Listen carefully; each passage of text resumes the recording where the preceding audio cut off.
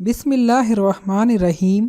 अस्सलामुअलैकुम नाज़रीन, उर्दू स्टार पर हम आपको खुशामदीद कहते हैं।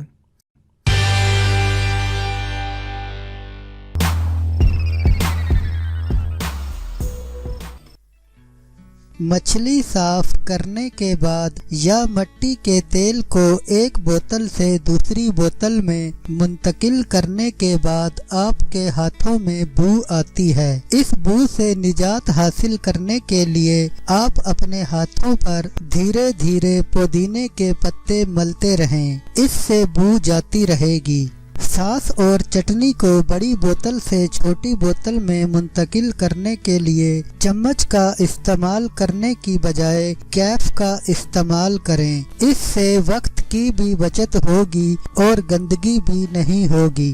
अगर चपातियों को सिल्वर फॉइल रैपर में लपेटकर लंच बॉक्स में रख दें तो ये बिल्कुल नरम रहेंगी। अगर आप सर में मेहंदी लगा रही हैं तो उसके आमेज़ा में ज़रा सा दही मिला लें और फिर इसको सर पर लगाकर 1 घंटा के लिए छोड़ दें और उसके बाद सर धोएं। आपके बाल सिल्की और नरम हो जाएंगे। जंग लगे हुए स्क्रू अगर आसानी से बाहर नहीं निकल रहे हैं तो उन पर चंद कतरे मिट्टी का तेल डाल दें। कुछ देर बाद वो आसानी से खुल जाएंगे।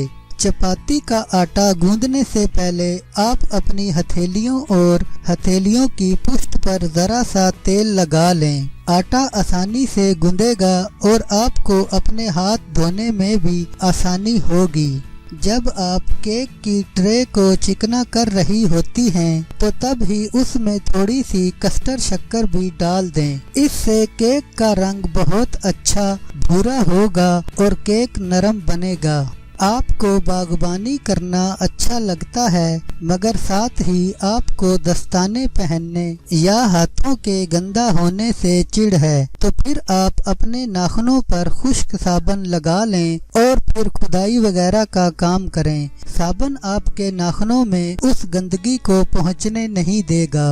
चूंटियों से निजात हासिल करने के लिए उस जगह पर जहां चूंटियां बहुत ज्यादा हों वहां पर थोड़ी सी हल्दी डाल दें। वाटर बैग को गर्म रखने के लिए पानी को गर्म करते वक्त उसमें जरा सा नमक शामिल करें। फिर इस पानी को वाटर बैग में डाल दें। पानी ज्यादा देर तक गर्म रहेगा। छुरी या चाकू को तेज करने के लिए चाकू को 5 से 6 मरतबा स्टील की सलाख पर रगड़ें, धार तेज हो जाएगी। अगर आपके ताले में जंग लग गया है तो आप ताले में तेल डालने की बजाय चाबी तेल में डालकर ताले में लगाएं। चावलों को कीड़ों और दूसरी चीजों से बचाने के लिए चावल के कनस्तर में नीचे नीम के खुश्क पत्तों की एक तह बिछा दें और फिर चावल डालें। फिर इसी तरह दरमियान में एक तह और बिछाकर चावल डालें। इस तरह आपके चावल ज्यादा अरसा तक महफूज रहेंगे। मिक्सर ब्लेंडर को इस्तेमाल करने के बाद उसे साफ करने के लिए उसमें इतना पानी डालें कि उसके ब्लेंडर्स पानी के अंदर हों। फिर उसमें साबुन या वॉशिंग पाउडर डालकर उसको चला दें। 1 मिनट के बाद सारा पानी निकाल कर धो लें और खुश्क कर लें। अगर आपके सालन में नमक की मिकदार ज्यादा हो गई है तो उसमें नींबू का जरा सा रस डाल दें। सालन का जायका बिल्कुल ठीक हो जाएगा। नींबू का रस निचोड़ने से 1 घंटा कबल उसको पानी में भिगो लें। इससे नींबू का रस आसानी से निकल आएगा। आलूओं, कच्चे केलों और सेब वगैरह को उनका रंग बदलने से महफूज करना हो तो उनको नमक मिले पानी में डाल दें। इससे उनका रंग काला नहीं पड़ेगा।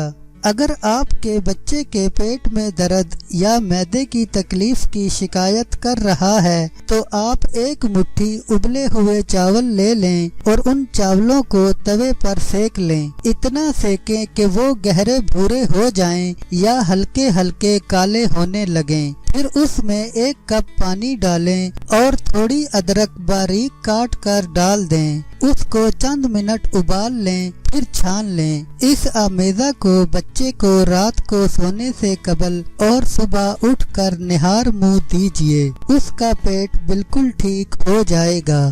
اگر آپ کے پیروں میں پسینہ آتا ہے اور بو بھی آتی ہے تو آپ اپنے پیروں کو دھونے کے بعد 15 دن تک ان پر تھوڑا سا بورک ایسڈ لگا لیں۔ آپ کے پاؤں میں دوبارہ کبھی بو نہیں آئے گی۔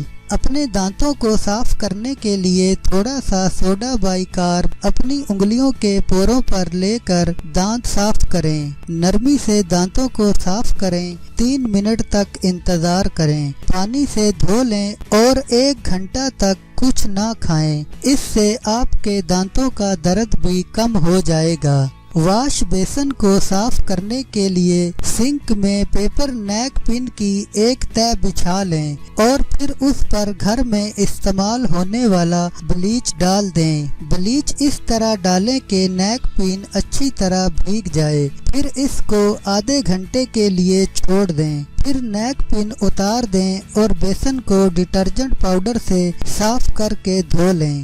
اگر شہد کی مکھی یا دوسرے کسی کیڑے نے کاٹ لیا ہو تو اس جگہ پر ذرا سا ٹوتھ پیسٹ لگا لیں۔ ٹوتھ پیسٹ استعمال کرنے سے جلن رک جائے گی اور متاثرہ جگہ کو ٹھنڈک ملے گی۔ چہرے پر نکلنے والے دانوں پر بھی ٹوتھ پیسٹ لگایا جا سکتا ہے۔ مرچوں کو پیسنے سے قبل ان میں ذرا سا مسٹرڈ آئل ڈال لیں، اس سے پیسنے کے دوران مرچیں اڑ کر آپ کی ناک اور حلق میں نہیں لگیں گی۔ اور دوسرا فائدہ یہ ہوگا کہ ان کا رنگ بالکل سرخ رہے گا اور یہ رنگ بہت دیر پا ہوگا اور مرچیں بھی کافی عرصہ تک تازہ رہیں گی۔